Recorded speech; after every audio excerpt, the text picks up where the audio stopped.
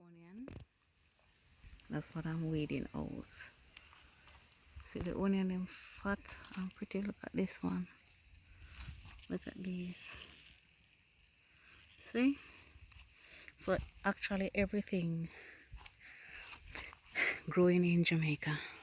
So you have to create your own employment. Create your own job, guys. Don't just sit down and expect for things to come to you easy.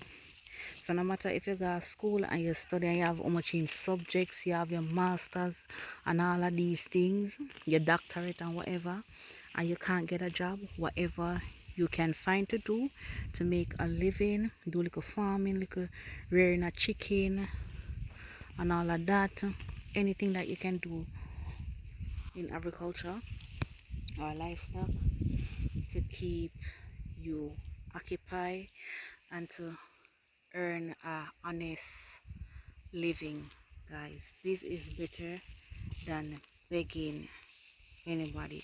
So even for somebody growing, you have to go weed for make a living, you do it. Here, do it for make your money. Look at this onion about.